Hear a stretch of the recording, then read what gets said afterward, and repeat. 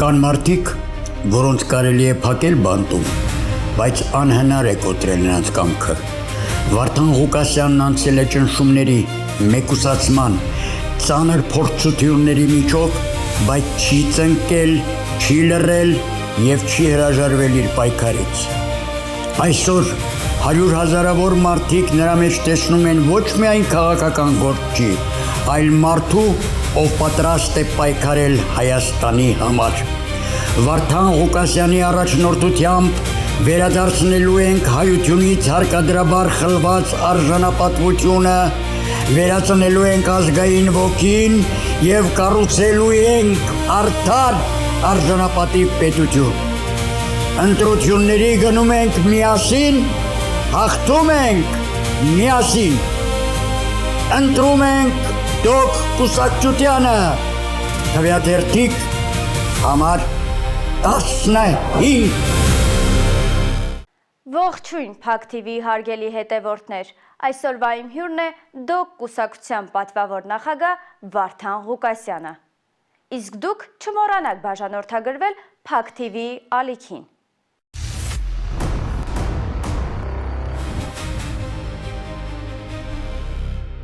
Բարև ձեզ, պարոն Ղուկասյան, ես Աննան եմ, լրագրող։ Պայմանավորված պարոն Ղուկասյանի առողջական խնդիրներով ինձ է ընձեռվել հնարավորություն հարցազրույց վերցնելու ձեզանից, եթե իհարկե դեմ չեք։ Բարև ձեզ, շատ հաճելի է, հուսամ պարոն Ղուկասյանը հնարավորինս արագ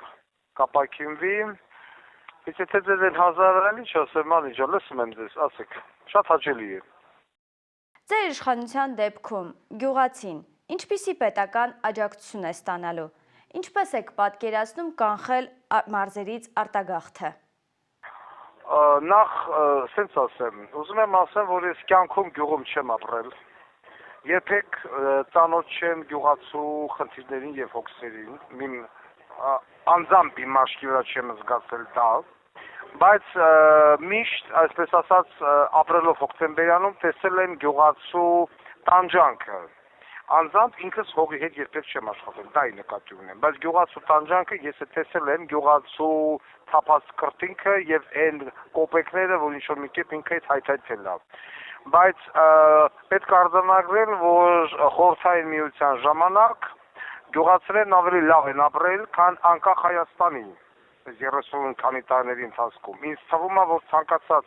մարդ, գյուղի մարդ կհամաձայնվի իմ ասածի հետ։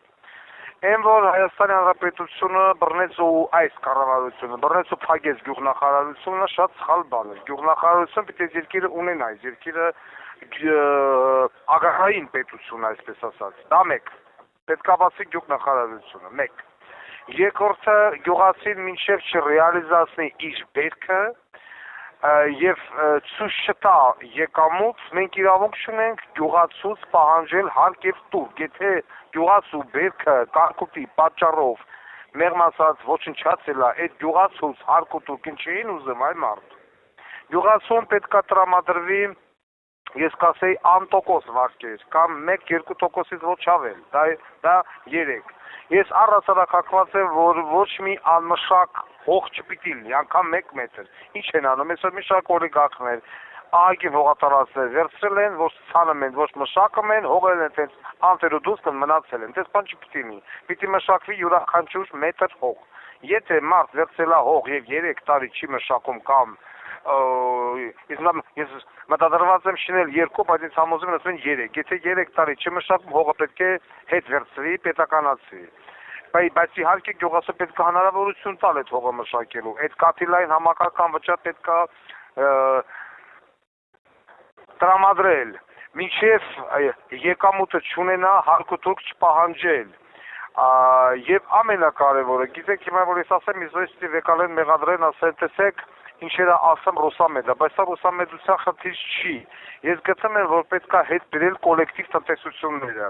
այն գյուղերում, այն համայնքներում, որտեղ որ գյուղացիները ի վիճակի չեն իրենց հողը, բերքը, բարիքը մշակել, պետք է հետ վերադառնա սովետական միության կոլեկտիվ տնտեսությունը, որը որ բավականին առաջխաղացում էր ապահովում գյուղացու համար, հենց մի հատ վեկալեք նայեք Խորհրդային Միության ժամանակների գյուղերը ու այսօրվա, այսօր դրանց դպրոցը որ փակում են գյուղերում, գյուղը եթե դպրոց չունեցավ, այդ գյուղը գյուղ վերջ կդատարկվի։ Յուրաքանչյուր գյուղ պիտի ունենա դպրոց, պարտադիր։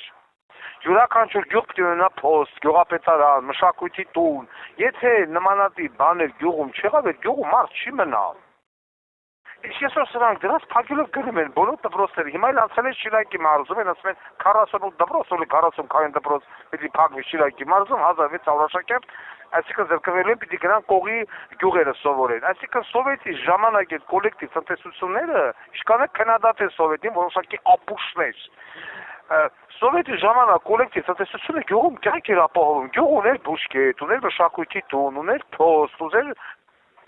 գյուղապետարան, հետ ուներ դպրոց, ուներ մանկապարտեզ, ամեն ինչ գյուղ ուներ, մարդը գյուղը ստեղ չէր ուզում այդտեղ։ Իշխորին կոլեկտիվ տնտեսությունների միակ պետությունը, որը որ պահպանել է կոլեկտիվ տնտեսությունը եւ գյուղատնտեսությունը վերել Քապրում, հետ խորհրդային պետությունների, այդ բանը Բելարուսիան է։ Շատ ճիշտ մոտեցում է ցուցաբեր։ Հիմա այն գյուղերով, որոնք որ կդժվարանան որոշակի կերպով իրենց հողը բերքը բարի կմշակել, պետք է ստեղծել կոլեկտիվ տնտեսություններ։ Եվ կստեղծվեն, եւ դուք կտենաք, որ գյուղացիներն երբ որ կոլեկտիվ մշակի հողը ավելի մեծ եկամուտ կստանա, քան թե անհատական դնես մեկի վզին մի բանի, այդ մարդը չի կարող, անպայման պետք է վերականգնել հակակարգային կայանները, պարտադիր, Թուրքիան կբողոքի, Վրաստանը կբողոքի, Ադրբեջանը կբողոքի, որ մենք կրակը մենք հակակարգային արկերով ամպը գնում է Ադրբեջանի կողմ, Թուրքիայի կողմ կարկուտ անում, կա իրանց պրոբլեմն է։ Իմ հողի վրա կարկուտ չպիտի թափի։ Տեսեք վեկալան, վիվասելով, բանով, կարկտային կայաններ բացել, մի անգամ տեսակ դա օգտագործել։ Հավայի տրղրարին թողերը լապին, ոչ մի կարկտային կայան չօգտագործում։ Պարտադիր դա պիտի վերականգնվի, որպեսզի բերք ու բարի գյուղացից բնես ես սա եմ պատկերացնում։ Այս մոդելից կավելի մանրամասային արդեն այդ գծի բնակավարի մարդկանց հետ խորհրդակցելով մենք էլ ավելի կբայլավենք գյուղացու վիճակ։ Հիմա օդից խոսումներ չեն ուզում տալ։ Բայց ինչ որ ես ասեցի, ես իմ խոսքի տերն եմ։ Հաջորդ հարցան ջան։ Ինչ քայլերով եք պայքարելու կոռուպցիայի եւ օլիգարխիկ համակարգերի դեմ։ Ես բերել եմ իմ նախընտրական ծրագրի մեջ դեռ շատ վաղուց շատ բան օրինակ, որ ազգային ժողովը հրապարակ կերպով պետք է ընդունի հատուկ օրենք դատախազության մասին, որտեղ որ դատախազությունը ստանալու է ամենավերջին լիազորությունները, ցանկացած պաշտոնյայի, ով ընկավ հակակոռուպցիոն կոմիտեի, ազգային անվտանգության, ներքին գործերի նախարարության, օպերատիվ աշխատողների տեսադաշտում, որ այս մարդու աշխատավարձը 1x է, բայց այս մարդու ընտանիքի ծախսը, գերազանցումը 10x-ը, կնիկը ֆռմա պոշկայելով, տղեն ֆռմա յաշիկով, աղջիկը ֆռմա, չգիտեմ, պրադոյով, ինքը ֆռմա Ռոյս-Ռոյսով, բայց այս մարդիկ պետական աշխատող են անմիջապես հրավիրում է դատախազություն, միջև հետո իհարկե օպերատիվ սախ եղած չեղածը մեդանանելով, բանկային ծախսերը, եկամուտը, մնացած ընտանիքի անդամների ծախսերը կանչվելու եւ ասեն, հարգելի զուգ ունեք 1x աշխատավարձ, ծախսը կազմում է 10x, խնդրում եմ հիմնավորեք մնացած 9x-ը որտեղից, պարզ կոնկրետ հստակ, էդի քեմ է թուղթ, էդի քեմ է գրիչ, չկարեցավ հիմնավորի վերջ, այն մնացած 9x-ը պետականացվում է, ինքն էլ գրգը այդ ուղարկվում է Սիբիր, սաբրացնեք, ուրիշ տարբերակություն չունի դնել երկար նեյնամ անել, ամենակարևորը պաշտոնյան պետք է պաշտոնի նշանակվի առանց փող։ Այն ինչ որ կատարում էր Գասպարյան Վովայի օրոք եւ առասարակ բոլորի օրոք NVD-ում, ՊԵԿ-ում, դատախազությունում, դատախաններում փողը վեկալեն, դատավոր նշանակեն, փողը վեկալեն, դատախազ վեկալեն։ Նման բան չի լինելու։ Կադրերի ռեզերվում գտնվող նոր շրջանավարտներ բոլորին պետք է բերել ըստ իրենց ավարտած գիտելիքի մագիստրոս, բակալավր, ասպիրանտ, գրող ու ստեղծավ, իրաց մատակիտությունը համապատասխան նշանակին առանց փող։ Տղա ջան, մեկ հետից փող վեկայել եք, չէ։ Գնաց տեղ աշխատի, եթե փողի վրա բռնենք, այն որ ասում Սիբիր սաբրացնեք, ուրիշ միայն կտրուկ ռադիկալ միջոցներով։ Ինչ վերաբերում է օլիգարխիային, ես մեռա ասելով, այդ օլիգարխը դա օրինականացված քրեական տարն է, որը ոչ այսօր ունի միլիարդներ, ժողովրդի հաշվին հարստացած, պետական ունեցվածքի հաշվին հարստացած, վերևներին փողը տվող կերպ օլիգարխ Հայաստանի Հանրապետությունում լինելու իրավունք չունի, եթե ինքը նորմալ բիզնեսմեն, ինքը չի կարող Հայաստան դառնալ օլիգարխ։ Դրանց բոլորի բիզնեսները պետք է մանրամասն տնտղվեն։ Հիմա կասեն հեքիաթ է պատմում, ես էլ ասում եմ, կլնի, կտենաք, կհամոզվեք։ Հասարակ բանվորի հետևից հասարակ կոշկակարի, հասարակ վարսավիրի մանր բիզնեսը հարկերից պիտի ազատվի, ոչ մի հարկ։ Եթե հանկարծ վաղը միսոր Վարդան Ղուկասյանի հրագությունը խնդրում եմ պահել։ YouTube помнит все։ Եթե Վարդան Ղուկասյանի կուսակցության օրող որևիցե մի մանր բիզնես հանգած կհարգվի, թող են ասեն անպարոյականի զավակ, էսի քո ձայնագրությունը, էսի դու չես անում։ Պետք է հարգվի օլիգարխը, ոչ թե մանր բիզնեսը։ Մանր բիզնեսը ազատվելու է հարկերից։ Միջին բիզնեսիներ 2-3 տարի կտրամադրվի, այսպես ասած, հնարավորություն, որպեսզի մարդը կարողանա կա նորմալ շողուլի ժողովրդական լեզվով, նոր դրանից հետո կբերվի հարկային դաշտ։ Ինչ է փոխվելու թոշակառուի, զինվորականի, ուսուցչի եւ բժշկի կյանքում ձեր իշխանության օրոք։ Ուրեմն ես ասել եմ, երկիրը պահողը զինվորն է։ Երկրի սերուն դաստիարակողը ուսուցչուհին է։ Իսկ թոշակառուներն էլ դա չպիտի դիցի որպես հոգս պետության վզին։ Լավ, մենք էլ ենք դառնալու թոշակառու, դուք էլ եք դառնալու թոշակառու, ասած այդքան ապրենք։ Այսինքն մենք եթե չմտածենք մեր վաղվա օրվա մասին, ոչ մեկ չի մտածելու, ոչ մեկը չի մնալու 18-25 տարեկան։ Հեսա մի 15-20 տարուց ես եմ թոշակառու, դրանից հետո մի 40 տարուց կարող է դուք եք թոշակառու եւ այլն։ Մենք մեր թոշակի մասին չմտածենք, մենք մեր ծերության մասին չմտածենք, որ վաղը մյուս օր ծերանոցերում չսապտենք։ Պիտի թոշակառուն չպիտի դառնա բեռ, թոշակառուն չպիտի դառնա հոգս, թոշակառուն պիտի ստանա առանավույնս թոշակ։ Թոշակառուները չպիտի հայտնվեն ծերանոցերում։ Յուրաքանչյուր ընտանիք, ով ծերին տանը կծմածելով, պիտի հաշվի առնի, որ ինքը պիտի վճարի դրա համար ալիմենտ։ Որդին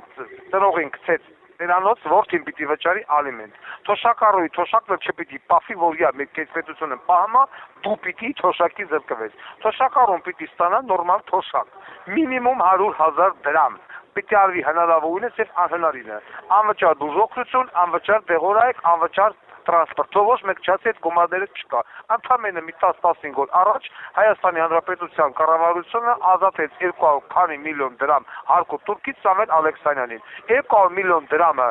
Իշքան թոշակառուի կարելի էր ապահովել բարեկեցիկ թոշակով, ինչի ազատեցիր։ Որի ընտրությունը ժամանակ փող տա։ Ես միշտ ասել եմ Հայաստանում փողը լիքն է, թող ոչ մեկ չասի փող չկա։ Նույն արժանավայր կյանքը պիտի ապահովի զինվորականի համար, ոչ թե զինվորի հիշե մենակ թաղման ժամանակ։ Ասել զինվորը, զինվորականի ընտանիքը, զինվորականի երեխաները, զինվորականի ծնողները չպիտի իրենց համարեն անապահով խավ։ Ես ինքս զինվորական եմ եղել եւ չեմ կարող չմտածել զինվորականների մասին։ Ուսուցիչը պիտի ստանա առանավույնս աշխատավարձ։ Մենք այդ գումարները ունենք, եթե փակվի կոռուպցիայի վինտիլը, որը որ այսքան ժամանակ չեն փակել։ Ես ասել եմ փակելու եմ։ Ով էլ որ պիտի հլնի ապր-ծպր հաճա, գնա փողոցներում ինչ-որ մի երկու հատ խնձոր ծախող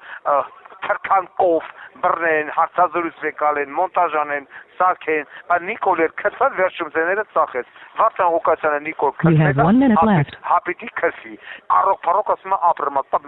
15 ամիս բանտում եմ նստած, սրա առողջ ապրել է որն է, որոշակի հելում նման բան են անում, հայտարարություն են անում։ Ձեր կարծիքով, ինչու է ժողովուրդը կորցրել վստահությունը նախկին եւ ներկա իշխանությունների նկատմամբ, եւ ինչպես եք պատրաստվում այն վերականգնել։ Հարգարժան անիրի, ժողովուրդը վստահությունը կորցրել է, որովհետև խաբել են։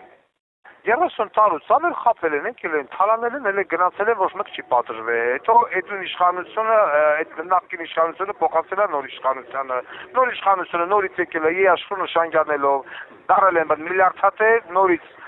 թալանել են, նորից խաբել են, նորից գնացել են, այդ ուրիշին են փոխանցել։ Նայեք, այսօր ասեք մի կողմից էլ պիտի ասեք թե չնեցա։ Եթե վերցնում նայում ես, խոսքի օրինակով բերեմ, Տարոն Մարգարյան։ Տարոն Մարգարյանը բազմազավակ հայր է, 7 երեխուց ավել ունի, 7 երեխա է։ Հիմա այդ 7 երեխին ամեն մեկին ամուսնացել է, 7-ը խնամի, ամեն ինչ չգիտեմ խնամին, ամեն մեկը ծնունդ ունի, հարսանիք ունի, քելեխ ունի, մահ ունի, նոր տարի ունի, զատիկ ունի, ատամ, այդ բոլորի նվերա, էսա, այնա պիտի առնեն տալ, այս երեխուն ավտո, այս երեխուն ուսում, այս երեխուն տուն, այս երեխուն բրլյանց, եւ այլն, իսկ հասարակ աշխատավարձով ոչ։ Իհարկե շատ լավ է բազմազավակ ընտանիքը, բայց մի կողմից է բազմազավակ ընտանիքը պահանջում է բազմազավակ ծախսեր։ Ես նորից եմ կրկնում, չունեմ հետևիցս մի սուրու երեխա, հիմա բարեբախտաբար թե դժբախտաբար, չունեմ խնամիներ, չունեմ հորողբերներ, հորքուրներ, մորքուրներ, քերիներ, նրանց երեխեք, որ մտածեմ սրան առեմ, նրան տամ, սրա տակալացեմ, նրա տակալացեմ, ում համար, մի հատ մերա եւ ես եմ։ Եվ բնականաբար իմ մոտեցումը մի բանն է, պետություն, ես մի բան կարող եմ ասել, որ իմ ուղեղում, իմ մտքում չկա բան գամ, գրթեմ, չրթեմ, խափեմ, նավարից ապահովեմ, նավարել չունեմ։ Ընդամենը մի շուն ու կատու պիտի լինի, այդ շուն ու կատուները ես եմ աշխատավարձով պահողեմ, ում համար գրթեմ, չրթեմ։ Ինչի պիտի թույլ տամ, որ իմ թիմը գրթի, չրթի։ Գրթել, չրթել կգնա համապատասխան տեքստուն հավաքելու։ Իսկ այսքան ժամանակ խափել են, ու պիտի խափեն։ Այսօր էդի շատ կատարվում Ռոբերտ Քոչարյան եկավ մի հատ թուրքական սվիցերով դարավ դոլարային միլիարդատես, տղեն 1,5 միլիարդ կապիտալ դրեց բանակից, հետո ոչ ոք չասեց որտեղից։ Այսօր էլի ասում է ասֆալտին կփռեմ, 8 տարի է պաշտոնից փռեից։ Դրանից շպրծանք տաշիկն էլ է, քո մատուցողի վրա դու պիցա էիր ծախում, դերևի էիր ծախում, 30 միլիոն դրամ Արցախի ներողություն դոլար, Արցախի էլեկտրոցանցերը ծախիր, յուրացրիր Հայաստանյան Հանրապետության վրա, միլիարդ շփի, այսօր եկել ասում ասել չեն, երկու տղաներից երկուսը բադակ չեն ծառայել։ Գիտեք, չեմ ուզում անընդհատ օրինակներ բերեմ, ժողովուրդը ինձնից լավ գիտի։ Հիմա ես ասում եմ, ես քֆուրը ուտում եմ, ես չեմ միայն երդվում։ Ես ասեմ սենց ա լինելու։ Իմ 8 տարվա պայքարի արդյունքում էլ դա ցույց եմ տվել, լուծելով բազմահազարանոց աուդիտորիայի հարցերը անվճար, ումը որ կարացել եմ, իմ եղածի չափով։ Ինչ են արել սրանք, որի մատից են թուշանել։ Հիմա ժողովուրդը պարտավոր է հավատալով Վարդան Ղուկասյանին, չի հավատա, որ ասում է Աստծո հետ չասեմ ուրիշ։ Եթե Վարդան Ղուկասյանը խափող կերպար լիներ, ծախվող կերպար լիներ, 15 ամիս ամերիկյան բանտում չէր փդի, եւ ամերիկյան դատարանին էլ դատի չէր տա, որ իրականացել դատանի վճիռը, վեշ-վեշը կհավքի, այս երկրից կնորում, այս երկիրը հասկացել է, որ այս մարդը ռադիկալ է, այս մարդը վեկտոր փոխող է, այս մարդը վտանգ է ներկայացնում Թուրքիայի, Ադրբեջանի եւ Նիկոլ Փաշինյանի համար, որի սպոնսորն է այս երկրի կառավարությունը, ու թողանք է դա։ Այսինքն սրանք էլ խոմ այդ ուղեղով են հաշվարկել, չէ՞ որ եկան ընդհանրեն այս ադմինիստրացիայի պաշտոնը ստանձնելուց 20 օր հետո Վարդան Ղուկասյանին ապօրինի հիմքով առևանգին բերին կողքից սակը ու չեն կարող ծիծոսակ մինչև ընտրություններն ավարտել։ Այդ էլ խոմ փաստ է։ Իսկ որոշակի տավարի ցավեր որ լմասում են առոք-փառոք ֆրֆրմա, այդքան բարեկամ ունեն, թող մեկնումեկով կան ասել Henderson Detention Center, հարցն են Վարդան Ղուկասյանը բանտում է, թե Մայամի իրանց նավարի անդամների հետ անում է կոկուրալատում ամբար։ Այսքանը։ Ինչպիսի Հայաստան եք ուզում թողնել հաջորդ սերունդներին։ Արևային Հայաստան, արդար Հայաստան, սոցիալապես եւ մշակույթով, եւ բանակով, եւ տնտեսությամբ կայուն Հայաստան։ Ես ուզում եմ, որ իմ հայ ժողովուրդը, որոնք որ այսօր այսպես ասած գաղթականի նման ծվարել են այս կամ այն պետությունում նամանավանց տեղ ու վախվախալով են փողոց դուրս գալն, որ հանգած գեստապոն չբռնի տանի, որ այդ մարդիկ վերադառնան իրանց տուն, իրենց երկիր, իրանց հողն ու ջրին տեր կանգնեն, գլուխները չկախեն, որ իրանք Արցախ են կորցրել, գլուխները չկախեն, որ իրանք ցեղասպանությունից հրաժարվել են, գլուխները չկախեն, որ իրենք պարտված ազգ են, գլուխները բարձր, ազգային պատկանելությունը բարձր, նորմալ կերպով ապրեն իրենց հողու ջրում եւ չմտածեն տուն տեղ ծախեն, այն ծախեն հլեն գնան Եվրոպաները, Ռուսաստանները, Ամերիկաները եւ այլն։ Ես ուզում եմ իմ սերունդը ապրի իմ երկրում։ Ես սա եմ ուզում թողամ իմ սերունդի, որ մի գեղեցիկ տեղ էլ, մի գեղեցիկ քաղաքում էլ կանգնեցեն իմ մեռնելուց հետո Վարդան Ղուկասյանի հուշարձանը փառքով պատվով ամեն տարի ապրիլի 25-ին ծաղկեպսակով գան իմ հուշարձանի մոտ եւ հիշեն Վարդան Ղուկասյան քաղաքական պետական գործին։ Վենել գրածալի ամենայն հայոց Վարդան Ղուկասյան։ Այդ եմ ուզում թողամ։ Ինչու պետք է ժողովուրդը հենց ձեզ վստահի Հայաստանի ապագան։ Ինչու հենց ինձ։ Ես բոլոր պատճառները հենց մի քիչ առաջ ասեցի ձեզ Անի ջան, չեմ ուզում կրկնվեմ։ Ուրիշ իմ նմանը չկա։ Ուրիշ ցույց տվեք այս 10 քանի տեխնացիաների մեջ մի հատ զինվորականի։ Ցույց տվեք մեկին, ով անցել է այդ իմ ճանապարհի, կոնեք ես։ Ուրիշը չկա։ Դրա համար է պետք է վստահել։ Ուրիշ տարբերակ չկա։ Այսքանը։ Ինչ ունեք ավելացնելու։ Ես ուզում եմ ավելացնել, որ ամսի հունիսի 7-ին բոլորը միանձի նման նամանավանդ իմ սիրելի երիտասարդությունը պետք է գնա ընտրատեղամաս եւ քվեարկի դոկուսակցության օգտին։ Անպայման չասեն մեզանից ոչ մի բան կախված չի, սերի ժողովուրդ, սերի երիտասարդներ, սերի թոշակառուներ, հավատացեք ձեզ, դες խափել են իսկ ժամանակ, որ ասել են ձեզանից ոչ մի բան կախված չի, ձեզանից է կախված Հայաստանի վաղվա օրը, ձեր քվեից է կախված, սրանք կվերարտադրվեն, կգան նախկինները, թե կգան օլիգարխները, թե կգա Վարդան Ղուկասյանը։ Մի մարդու նման նորից եմ ասում, պարտավոր եք, խնդրում եմ, բայց ո՞ք պարտավոր եք գնալ ընտրատեղամաս եւ քվեարկել, պարտավոր եք։ Փակ TV-ի հարգելի հետևորդներ, իսկ ես հիշեցնեմ, որ իմ հյուրն էր ԴՕԿ կուսակցության պատվավոր նախագահ Վարդան Ղուկասյանը, իսկ դուք չմոռանաք բաժանորդագրվել Փակ TV-ի ալիքին։ Կան մարդիկ, որոնց կարելի է փակել բանտում, բայց անհնար է կոտրել նրանց կամքը։ Վարդան Ղուկասյանն անցել է ճնշումների, մեկուսացման, ծանր փորձությունների միջով, բայց չի ծնկել, չի լռել եւ չի հրաժարվել իր պայքարից։